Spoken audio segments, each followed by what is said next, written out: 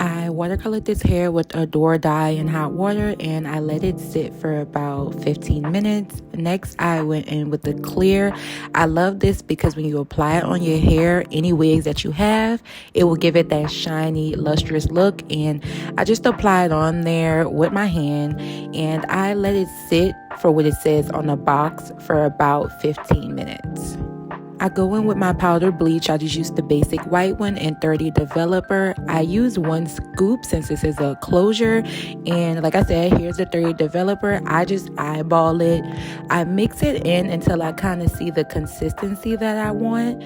So what you're trying to go for is if you can put it up in a spoon and flip it over without it being runny, that is the perfect consistency.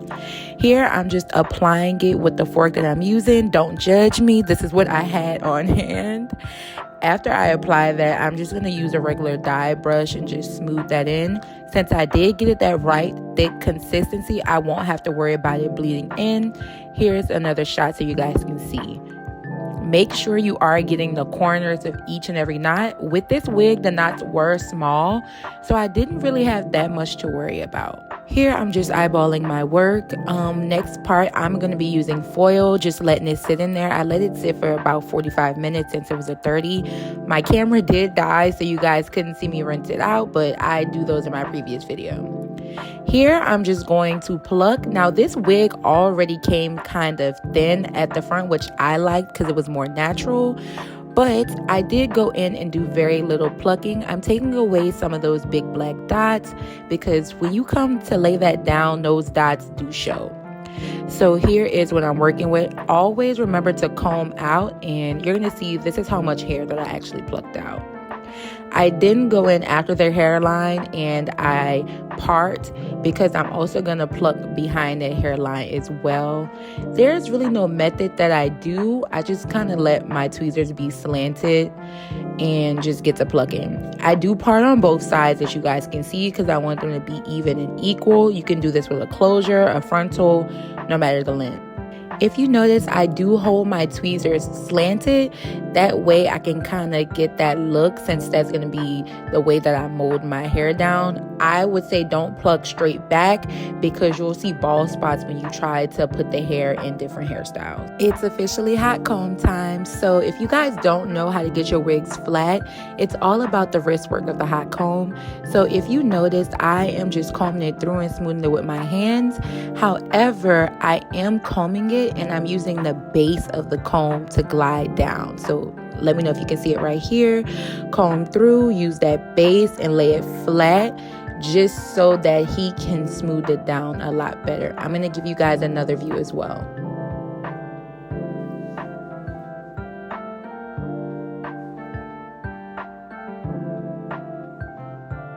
Alright, we are about to tint the lace. I did not have any tint spray, so I'm actually using some foundation powder from Juvia's.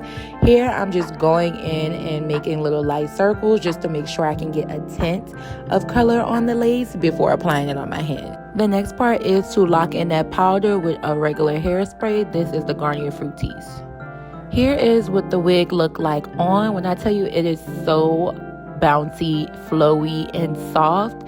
I love how the lace looks before I even do anything else. Like, I just want to wear it like this. It is such a nice wig. It didn't smell and it's comfortable. Plus, you can make this a gluteus wig if you want to. I mean, look, I'm twerking and shaking my head and it's still on. We are just going to pull the wig back a little bit and adjust our ball cap because I don't want to get any spray on my real hair. Of course, you know, we're an Eben family over here. We're just going to apply some of that Eben black spray. I like to use my little mini fan to let it air dry a bit quicker. So the thing about Eben is I love it as a holding spray because you just have to apply maybe 1 to 2 layers. I applied 2 for this install because I wanted it to last a little bit. And use your fingers. Like, this comes off easily with water on your hands. It's not like those other strong adhesives. We are going in again with that hand fan to let it air dry because we want it to feel tacky. Here is where I do a little check to see if it's how I want it. Now we are about to apply the wig. And you guys know I make sure my wigs are positioned correctly before even touching anything. And you're going to go in with your comb, press that in, comb it back and press, comb it back and press. That's what we want to do on both sides of the hair. This is good for allowing the closure to adhere to all of those layers of spray. And then once that's down, you're going to put a little bit more on top just because this is a closure and we want it to look as natural as possible. If you watched any of my videos, you know I always say use a blow dryer on those products before putting that band on because that's how you save yourself from a sticky install. So now you know we're doing the band, and if you know me like you know me, you know I do 2 rounds, almost 3 to 4 rounds of a band, depending on the install. Don't act brand new over here. Once that band is off, walk off, take a sip, do whatever you need to do because we need this to melt. What I did was I actually just used my rat tail comb because I wanted my part really nice and defined while that lace is melting, doing what it needs to do, working its magic, honey. Just go in and hot comb some areas that you feel like are not flat enough and things like that. I do love the little folded up parts that go in the front of people's bobs. I think it's so cute. So that's what you see me doing here.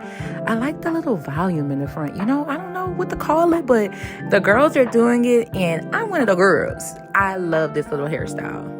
I know we hated the bump ends when our mom used to do it, but listen, bump the ends of those bob wigs because it just looks so natural and professional when it's bumped. Unless you know what you're doing and you a pro, girl, we gonna bump the ends around here. So here I'm just showing you guys how I sectioned off my hair and use my regular flat iron and bump it.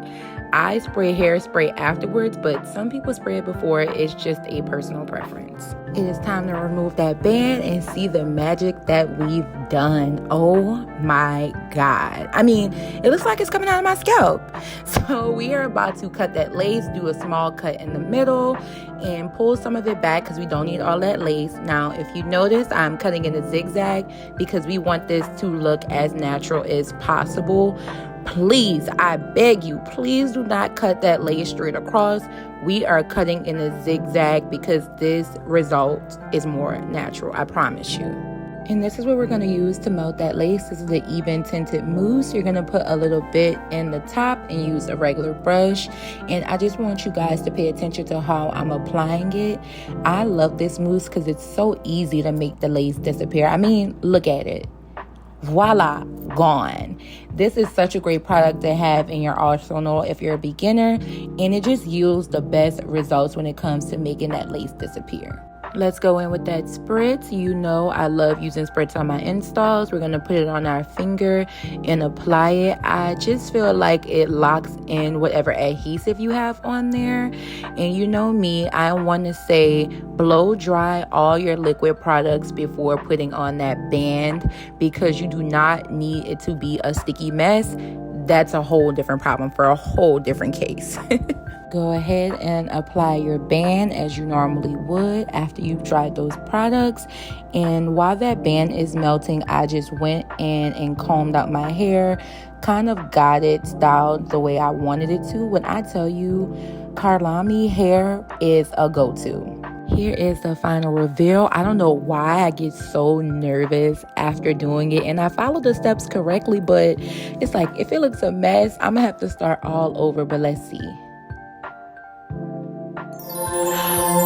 Bam! When I tell you I ate this install down, I had to put my glasses on to make sure I saw what I saw. I mean, watch me eat. Hungry, ate this bust down. Now, if you are a little bit eerie for the dryness, just use a regular moisturizing spray and just spray it and you'll be totally fine. I mean, look at these results.